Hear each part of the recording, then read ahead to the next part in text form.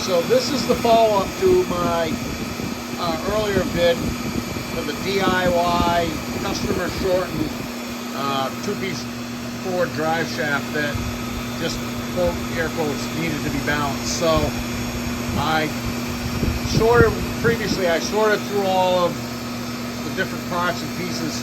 I gotta say, my working theory now is that every component that could have been mixed up was. Like the relationship between the stub shaft and the yoke that rides on it, and the orientation between these two drive shafts, the front section and the back section. If they started out as a unit, I don't know. But I did shrink that and get the run out of the bearing, which in turn got the yoke to run concentrically and not in an orbit. That yoke there is what I'm talking about. And so you can see it's running smoothly now and it's not going in an orbit. Previously it was trying to tear itself off the balancer stand when I just set it up to pre-run it.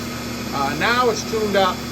I did shrink that instead of having to cut it all apart because that was probably going to make the monster bigger. He just has expectations of doing the air quote balance. There's nothing wrong with his welding, but not having the skills and the tools to get that to run zero when you put it back together, that's what's really important, and that's what made this and it was what made it not work. But when I corrected it is also what it made it work, because this front section, when I spun it by itself, shook just as violently as when it was hooked together.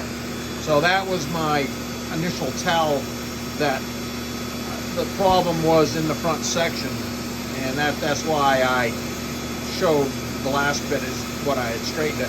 So now that's running 2,500 RPM. It is zero at the center bearing, dead flat zero, nobody home. Zero at the rear axle, nobody home, and same thing at the transmission. So we're gonna say this is gonna be a good result for his Ford Ranger, and as minimally invasive as possible, honestly. You can see I ground the rust off here and here so I could indicate it and weld weights on it. It's been fully tuned. The orientation between this yoke and the stub that it ran on, I did index that around and found its happy spot. The same thing with this slip yoke orientation to the drive shaft itself, where that plugs in. There's two ways that could be, and I tried both of them and found the happy spot. That picked it up 20%. The rest of it was that. There's no question about that thing. In the other video, I had indicated it one way, and it was running out 35 thousandths. Then I indicated it with the bearing off, and then with the shell off and the bearing still on, and it was around 25, 22. That was the root of the problem. It was welded in cockeyed, period. Having the original center that was put in it when it was built and splined being prick punched, that's a new one on me. I don't know why you would do that. I know why they did it, to stake the nut on to keep it from loosening up, I imagine.